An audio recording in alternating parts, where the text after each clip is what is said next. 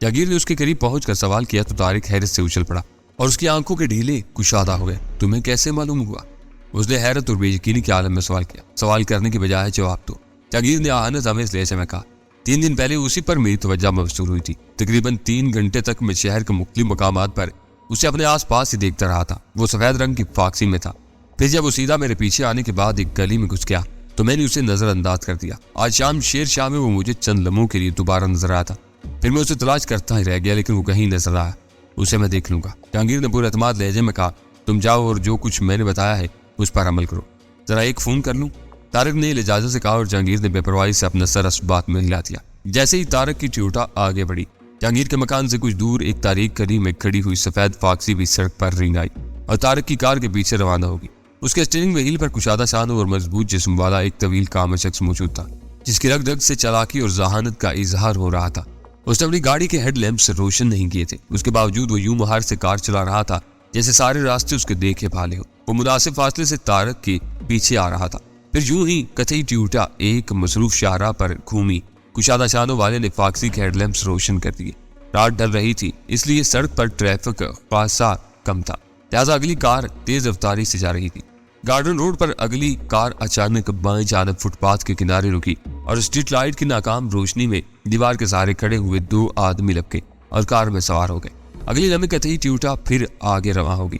کشادہ شانوں والے کے چہرے پر تشویش کے آثار امڑ آئے۔ پتہ نہیں وہ دونوں کون تھے اور طارق نے انہیں اپنی کار میں کیوں بٹھا تھا۔ وہ پچھلے کئی دنوں سے طارق کے پیچھے لگا ہوا تھا، لیکن اس کے بارے میں کوئی خاص بات معلوم کرنے میں کامیاب نہیں ہو سکا تھا۔ طارق ایک 2 مشکوک افراد سے میل جول ضرور تھا، لیکن اسے کوئی نتیجہ اخذ نہیں کیا جا سکتا تھا۔ اس جیسے لوگ حالات بدل جانے کے باوجود بھی اپنے برے بھلے دوستوں سے زندگی بھر میل جو رکھنے پر مجبور ہوتے، کیونکہ انہی کے سامنے وہ کھلے دل سے ہر قسم کی گفتگو کر سکتے ہیں۔ نیز دوستوں سے تو بس ایسی ہی رسمی سی باتیں کی جا سکتی ہیں، لیکن عیسیٰ خان بھی بہت باخبر آدمی تھا۔ کشادہ شانوں والا 12 برس سے اس کے لیے کام کر رہا تھا اور اس نے عیسیٰ جان کے اندازے شاذ و نادر ہی غلط ثابت ہوتے دیکھے تھے۔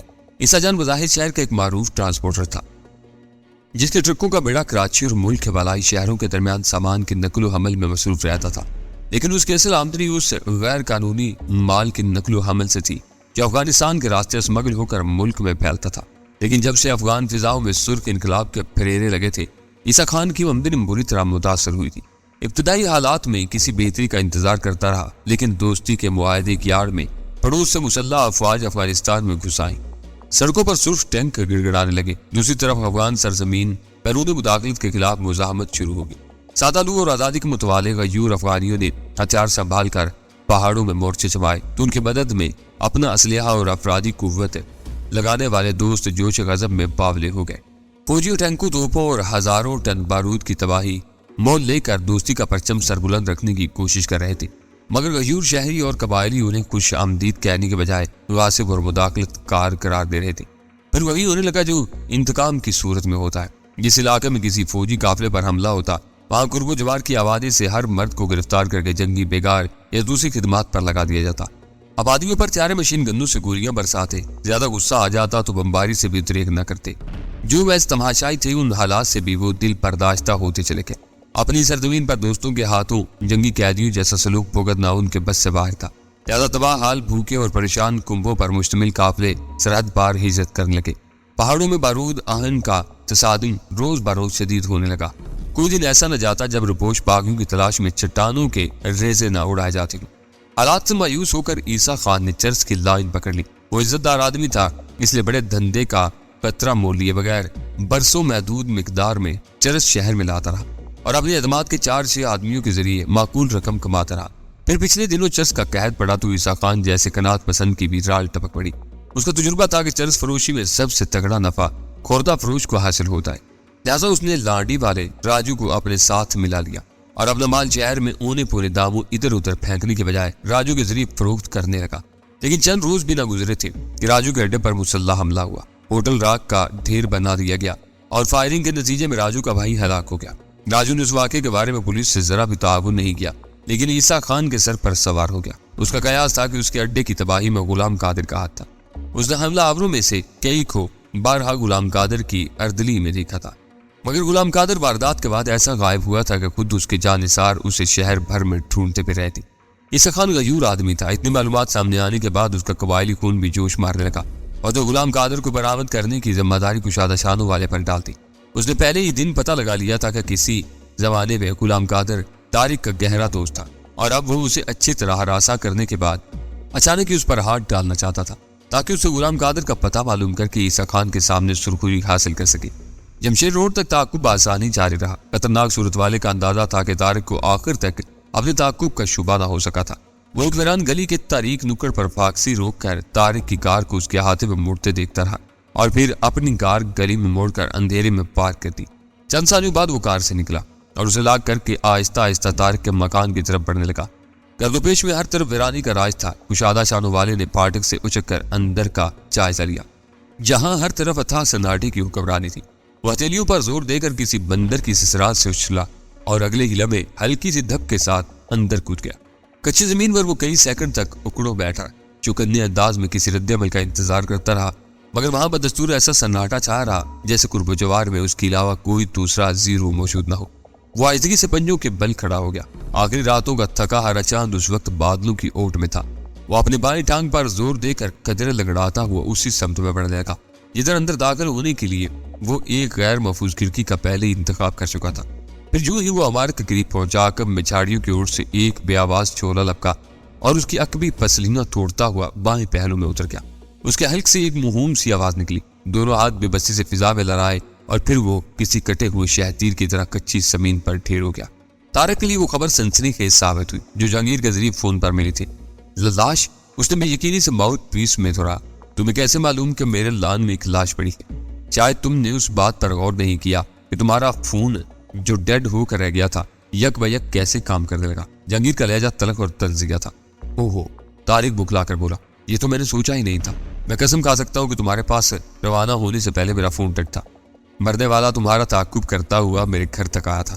جہانگیر کی آواز زہریلی ہوگی اور یہاں سے تمہارے پیچھے ہی گیا تھا۔ تمہارے اندر گھسنے کے بعد وہ دیوار سے اندر کودا اور دھر لیا گیا۔ وہاں موجود ہمارے آدمی نے اسے ٹھکانے لگانے کے بعد تمہارے فون کے باہر سے کٹے ہوئے تار جوڑ دیے تھے۔ اگر اوپر والے اپنی آنکھیں کھلی نہ رکھیں تو تم کسی روز ہمیں جہنم کے تھانے میں ہی دھکیل دو گے۔ اب مجھے بتاؤ کہ میں کیا کروں؟ طارق نے اضطراری لہجے میں سوال کیا۔ دونوں آدمی تمہارے پاس موجود ہیں؟ چند ثانیوں کے سکوت کے بعد اسے پوچھا گیا۔ ہاں، ڈرائنگ روم میں بیٹھے پی رہے ہیں، طارق نے جلدی سے جواب دیا۔ تمہارے مکان سے تھوڑی دور ایک تاریک گلی میں مرنے والی کی سفید فاکسی کھڑی ہے۔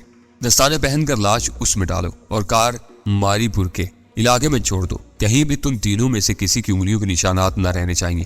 جہانگیر کی آواز ابھری، پھر ذرا سے توقف کے بعد اس نے پھر سوال کیا۔ وہ دونوں قابل اعتماد ہیں نا؟ مر جائیں گے مگر زبان نہ کھولیں گے، طارق نے کہا۔ اس قابل نہ ہوتے تو میں ہرگز انہیں ساتھ نہ لاتا۔ اس کا فکرہ مکمل ہوتے ہی لائن بے چاند ہوگی اور وہ ریسیور رکھ کر تشویش زدہ انداز میں اپنی پیشانی مسلتا ہوا ڈرائنگ روم کی طرف چل دیا۔ یہاں اس کے دونوں مسلح ساتھی رات بھر کی بیگار کے خیال سے اسکاچ پیتے ہوئے پیسہ پوائنٹ پر رمی کھیل کر دل بہلا رہے تھے۔ طارق کے چہرے کی اڑی اڑی رنگت دیکھتے ہی وہ چونک پڑے۔ خیریت تو ہے باس؟ ان میں سے ایک نے خالص بازاری لہجے میں پوچھا۔ معلوم ہوتا ہے کہ فون پر کوئی بری خبر سن کر آئے ہو۔ تمہیں جس کام سے لایا گیا تھا وہ نمٹ گیا۔ طارق گہرا سانس لے کر بولا، باہر لان میں ایک لاش پڑی ہوئی ہے جسے پوری احتیاط کے ساتھ ٹھکانے لگانا ہے۔ چلو۔ وہ دونوں ہی بیک وقت اٹھ کے کہیں کسی مین ہول میں گھسیٹ دیں گے۔ وقت بھی بڑا اچھا چنا ہے اس نے مرنے کے لیے۔ باہر کہیں اس کی گاڑی موجود ہے۔ طارق ہاتھ سے انہیں بیٹھنے کا اشارہ کرتے ہوئے بولا، میں اسے دیکھ کر آتا ہوں، پھر ہم لاش اسی میں ڈالیں گے اور گاڑی لاش سمیت شہر کے دور افتادہ حصے میں چھڑائیں گے۔ دونوں خاموش رہے۔ طارق نے اپنا اسکاچ کا ادھورا گلاس خالی کیا اور پھر باہر کے راستے کی طرف چل دیا۔ باہر ہر طرف سکوت اور سناٹی کی حکمرانی تھی۔ طارق جیب میں ہاتھ ڈالے چند ثانیوں تک احاطے کا جائزہ لیتا رہا، پھر اس کی نگاہیں تاریکی میں پڑے ہوئے ایک بڑے سے بے حس و حرکت ڈھیر پر جم گئی۔ اس نے جیبی ٹارچ نکالی اور اسی طرف چل دیا۔ وہ مضبوط جسم والے کسی دراز قامت شخص کی لاش تھی۔ مرنے والا شاید آخری لمحات میں نہایت کرب کے عالم سے گزرا تھا، کیونکہ اس کے دونوں گھٹنے پیٹ کے ساتھ جڑے ہوئے تھے اور چہرہ سینے کی طرف مڑ کر زمین سے لگا ہوا تھا۔ طارق نے ٹھوکر سے اس کا سر سیدھا کیا اور ٹارچ کی روشنی میں اس کا چہرہ دیکھتے ہی اس کی آنکھیں حیرت سے پھیلتی چلی گئی، کیونکہ وہ کشادہ شانوں والا وہی شخص تھا جو اپنی بائیں ٹانگ پر زور دے کر قدرے لنگڑاتا ہوا چلتا تھا اور جس کے بارے میں جہانگیر نے اس سے خاص طور پر سوال کیا تھا۔ اسے حیرت تھی کہ جہانگیر نے خطرے کی اطلاع ملنے کے آدھے گھنٹے کے اندر ہی اندر ایسا مکمل بندوبست کر لیا تھا کہ اسے ہراساں کرنے والا کسی شور شرابے کے بغیر نہایت خاموشی سے موت کے گھاٹ اتار دیا گیا تھا۔ لاش کا بغور جائزہ لینے کے بعد طارق اس کے بدن کو ہاتھ لگائے بغیر جیبوں کی تلاشی لینے کا۔ اسے معلوم تھا کہ دنیا کو کوئی بھی ماہر کپڑوں پر سے نشانات انگشت نہیں لے سکتا۔ طارق نے مرنے والے کی جیب سے ریوالور اور چاقو نکالا، پھر دونوں چیزوں کو رومال سے صاف کر کے واپس ڈال دیا اور دوسری جیبیں ٹٹولنے لگا۔ آخرکار پتلون کی جیب سے اسے مطلوبہ چیزیں مل گئی۔ اس کی جیب میں کار کی چابی کے علاوہ دوسری چابیاں بھی تھی، لیکن اس وقت طارق کی دلچسپی صرف فاکسی کی چابی تک محدود تھی۔ وہ باہر آیا تو گلی میں دور تک سناٹے کا راج تھا۔ وہ بلا تعمل ایک طرف ہو لیا اور پھر اسے ایک بغلی گلی میں سفید فاکسی بھی نظر آ گئی، جو ایک پھیلے ہوئے درخت کے سائے میں خاصی تاریکی میں کھڑی ہوئی تھی۔ گاڑی پر ایک سرسری نگاہ ڈال کر وہ رکے بغیر آگے بڑھتا چلا گیا تاکہ کسی پھاٹک کی اوٹ میں اونگتے ہوئے کسی چوکیدار کی غنودہ نگاہوں میں نہ آ سکے۔ وہ چکر کاٹ کر دوسرے راستے سے گھر پہنچا تو دونوں اسے باہر ہی ٹہلتے ہوئے ملے۔ یہاں کیا کر رہے ہو تم دونوں؟ طارق نے ان کے قریب پہنچ کر قدرے تادیبی لہجے میں پوچھا۔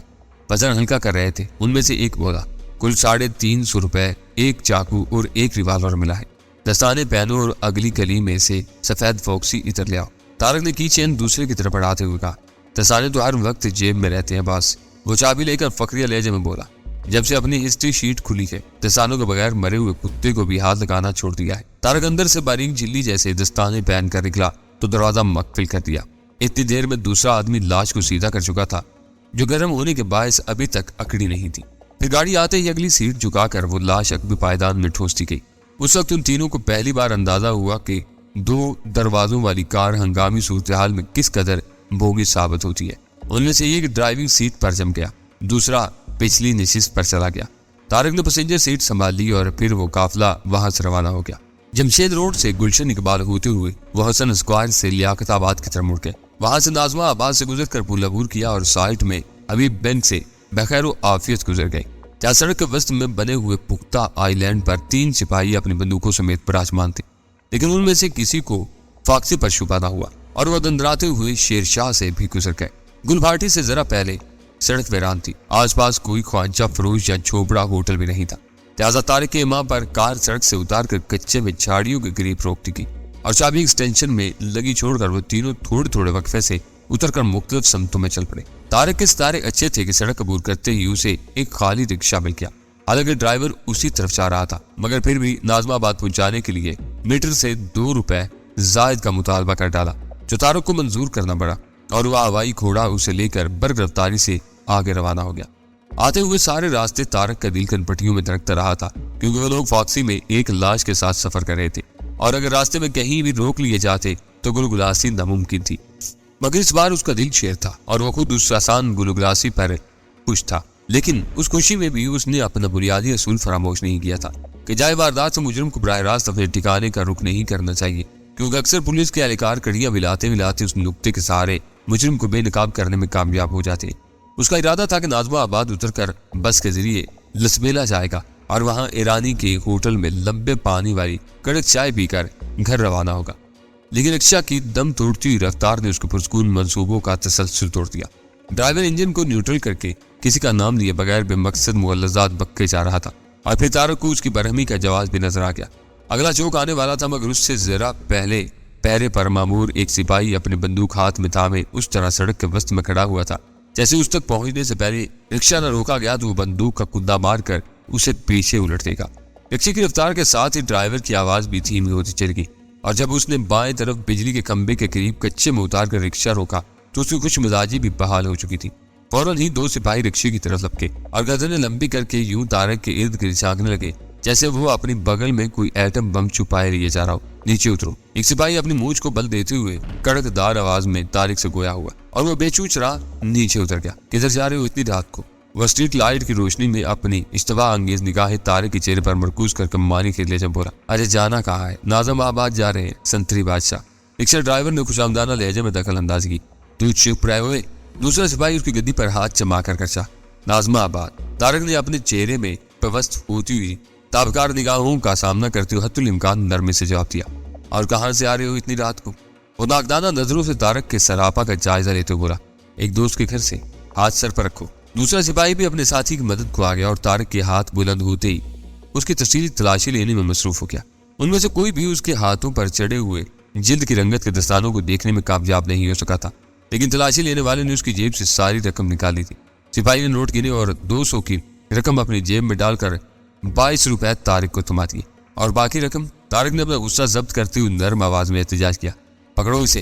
وہ طارق کو جواب دینے کے بجائے اپنے ساتھی سے مخاطب ہو کر بولا، 109 میں اندر کریں گے، اس آوارہ گرد کو واردات کے لیے موقع تلاش کرتا پھر ہے اتنی رات کو، اور پھر ہمارے منہ لگتا ہے۔ اور اس کھڑی کی رسید کہاں ہے؟ دوسرے سپاہی نے آس پاس میدان صاف دیکھتے ہوئے طارق کی بائیں کلائی پر چھپٹا مارا اور رسٹ واچ اتار کر اس کا معائنہ کرتا ہوا بولا، صورت بھکاریوں جیسی اور سیکو لگائے گھوم رہا ہے، مجھے تو یہ بھی چوری کی معلوم ہوتی ہے، یہ میری اپنی ہے۔ طارق غصے اور بے بسی کے عالم میں بولا، کوئی رسید ساتھ نہیں لیے پھرتا، تم نے سمجھا کیا مجھے؟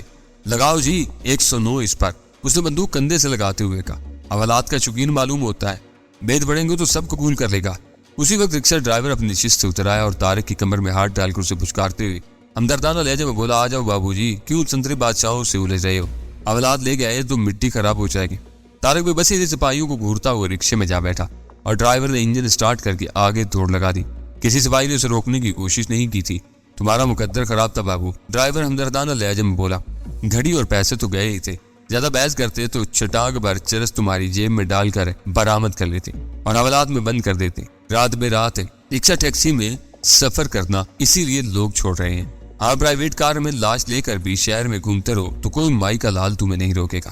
اس کے آخری تبصرے پر طارق چونکا مگر پھر پرسکون ہو گیا، کیونکہ رکشہ ڈرائیور نے وہ بات محض مثال کے طور پر کہی تھی۔ رکشہ ڈرائیور خاصا شریف ثابت ہوا۔ طارق نے آزما آباد اترا تو اس نے میٹر سے 2 روپے تو کجا اصل کرایہ بھی لینے سے انکار کر دیا۔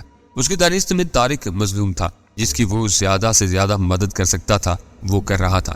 پچھلی رات بہت ہنگامہ خیز رہی تھی۔ ڈینی نے ایک بھوت سے مرجینا اور موہن داس کے خلاف مخبری کر دی تھی۔ پولیس نے اپنی فہرست سے باہر کے اس اڈے پر چھاپا مارا جس میں نہایت چابک دستی کا مظاہرہ کیا گیا تھا، اور غالباً اطلاع ملنے کے بعد ہی بھاری نفری نے اس عمارت کا محاصرہ کر لیا تھا۔ پولیس افسران کافی دیر تک گھنٹیاں بجاتے رہے، پھر دروازے پر دستک دی، لیکن اندر موت کا سا سکوت چھایا رہا۔ آخر جب پولیس کی موجودگی کا اعلان کر کے دروازہ توڑنے کی دھمکی دی گئی تو موہن داس نے دروازہ کھول دیا، جس کا ستا ہوا استخوانی چہرہ خوف سے زرد ہو رہا تھا، اور اندر سے مرجینا کی گالیوں کی آوازیں آ رہی تھی۔ اندر مرجینا کوکین کے نشے میں دھت پڑی تھی اور موہن داس اس کے پاؤں دب رہا تھا۔ اسے چھاپا مارنے والی پولیس افسران کو بتایا کہ مرجینا جوانی سے اس قیمتی اور موزی نشے کی عادی تھی۔ جب وہ دھت ہو جاتی تو اس کی پنڈلیوں میں شدید درد شروع ہو جاتا تھا، اور موہن داس کسی سعادت منشور کی طرح اس وقت تک مرجینا کی پنڈلیاں دباتا رہتا جب تک وہ غافل ہو کر گہری نیند نہ سو جاتی۔ اس کے مکان سے روسی واڈکا کی 80 بوتلیں اور مختلف برانڈ کی اسکاچ کی 148 بوتلیں برآمد ہوئی، جو موہن داس کے بیان کے مطابق ایک دن پہلے انہوں نے خریدی تھی۔ ڈینی کی اس قیاس کی تصدیق ہو گئی تھی کہ مرجینا کے پاس واڈکا کا خاصا ذخیرہ آ گیا تھا، جسے وہ کسی نہ کسی طرح اپنے گاہکوں کے سر مڑنے کی کوشش میں تھی۔ یعنی یہ تفصیل مزے لے کر صبح کے اخبار میں پڑی تھی، ورنہ رات کو تو وہ پولیس کو اطلاع دینے کے بعد بے فکری سے لمبی تان کر سو گیا تھا۔ وہ اخبار کے آخری صفحے پر پہنچا تو اس کی سرسری نگاہیں 1-2-3 کالمی سرخی پر مرکوز ہو گئی۔ پولیس کی ایک گشتی جماعت نے ایریا میں گلبائی کے قریب مشکوک حالت میں کھڑی ہوئی سفید فاکسی ویگن دریافت کی تھی، جس کے عقبی پائیدان میں دراز قامت اور مضبوط بدن والی شخص کی تازہ لاش پڑی ہوئی تھی۔ لاش کی حالت سے ظاہر تھا کہ متوفی پر عقب سے چند فٹ کے فاصلے سے بڑے بور کے پستول سے فائر کیا گیا تھا، اور بائیں پہلو میں دل کو چیرتی ہوئی اس کی گولی سینے سے پار ہو گئی تھی۔ اس کی دریافت رات گئے ایسے وقت عمل میں آئی تھی کہ اخبار آخری کاپی اشاعت کے لیے تیاری کے آخری مراحل میں لے کر چل رہے تھے، لہٰذا متوفی کے بارے میں زیادہ تفصیلات دستیاب نہ ہو سکی۔ لیکن ڈینی کے لیے معاملے کی تہہ تک پہنچنا دشوار نہیں تھا، کیونکہ پچھلی رات ٹرانسمیٹر پر باس کی زبان سے بائیں پاؤں پر لنگڑانے والے کسی طراز قامت کا ذکر سنتے ہی اس کا خیال عیسیٰ خان کے خاص مقرب خان کی طرف چلا گیا تھا۔ اسے یقین تھا کہ مقرب خان کے قتل میں پچھلی رات گفتگو کا دخل ضرور تھا۔ پھر اسے افسوس ہونے لگا کہ وہ اپنے معمول سے پہلے کیوں سو گیا۔ این ممکن تھا کہ بعد میں باز یا جگیر نے اس سے رابطہ قائم کرنا چاہا اور ناکامی ہوئی ہو۔ اسے ایک بے نام چکلش ستانے لگی۔ دوسرا ٹرانسمیٹر ملنے کے بعد پہلی خرابی تو یہ ہوئی کہ جہانگیر کو براہ راست B4 سے رابطے کی اجازت مل گئی، اور دوسری خرابی مقرب خان کے مقدر میں واقع ہوئی تھی، جس کے اسرار و موج سے ڈینی یکسر لا علم تھا۔ نئی ذمہ داریوں کے ساتھ اسے بقیہ لوگوں سے دور رہنے کی ہدایت کی گئی تھی، ورنہ وہ کسی سے مل بیٹھ کر پوری صورتحال سے آگاہی حاصل کرنے کی کوشش کرتا۔ آخر وہ دوسرا ٹرانسمیٹر لے بیٹھا جس پر جہانگیر کے علاوہ باس سے بھی رابطہ قائم کیا جا سکتا تھا، اور وہ باس کے لیے پیغامات نشر کرنے لگا۔ دوسرے نشریے کے بعد ٹرانسمیٹر کے ریسیور پر ایک نسوانی آواز سنائی تھی، B4 اس وقت باہر ہے، پیغام نوٹ کروا دو، اسے پہنچا دیا جائے گا، اوور۔ یہ ڈینی کے لیے ایک نئی دریافت تھی کہ B4 کی غیر حاضری میں اس کے ٹرانسمیٹر کالز کو عورت ریسیو کرتی تھی۔ اس کا ذہن پھر اسی عورت کی طرف چلا گیا جس سے وہ اینی زولا کے حوالے سے ملا تھا، مگر فوراً ہی اسے یہ خیال سر سے جھٹک دینا پڑا، کیونکہ ٹرانسمیٹر والی آواز گلشن اقبال والی عورت کی آواز سے یکسر مختلف تھی۔